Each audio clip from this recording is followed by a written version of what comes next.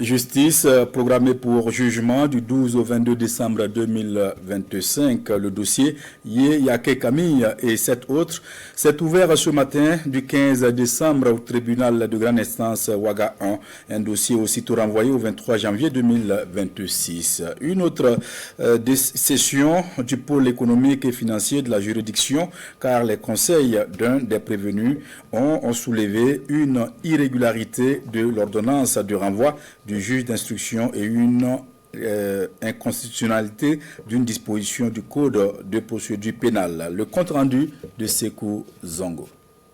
Le procès s'ouvre avec l'appel nominal des 8 prévenus, notamment Yake Camille et 7 autres, et le contrôle de présence des témoins.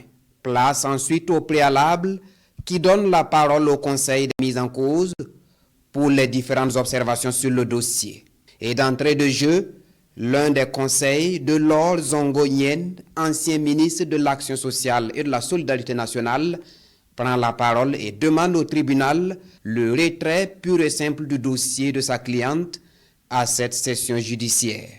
Pour lui, le dossier de la prévenue ne peut être retenu à l'ouverture de ce procès tant que la chambre de contrôle de la cour d'appel n'a pas répondu à l'interjection d'appel de sa cliente sur l'irrégularité de l'ordonnance de renvoi du juge d'instruction et sur l'inconstitutionnalité d'une disposition du code de procédure pénale. Lorsque le juge d'instruction rend une ordonnance quelconque, dans une procédure pénale bien sûr, le procureur peut relever appel de cette ordonnance. La partie civile peut relever appel de cette ordonnance.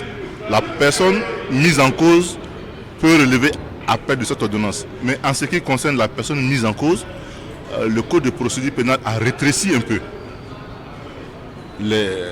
l'étendue de l'appel.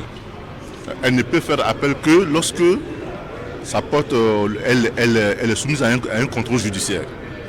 Voilà. Et donc, ça limite beaucoup le droit d'appel de la partie poursuivie.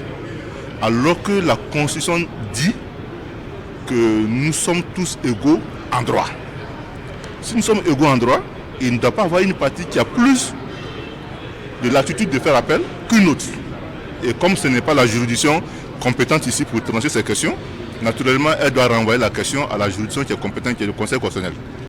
Le ministère public plaide pour le maintien du dossier Lord Zongo Yen dans ce procès connexe à celui de Hamidou Teyan, car, explique-t-il, ce procès contient des dossiers imbriqués et en retirer un viendrait à désarticuler l'ensemble de la procédure.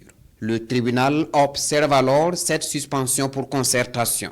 Près d'une heure de concertation, et le tribunal décide après consultation du ministère public du renvoi du dossier au 23 janvier 2026. En rappel, les prévenus sont accusés des faits de détournement de deniers publics, de complicité de détournement de deniers publics, de faux en écriture publique, d'enrichissement illicite et de blanchiment de capitaux.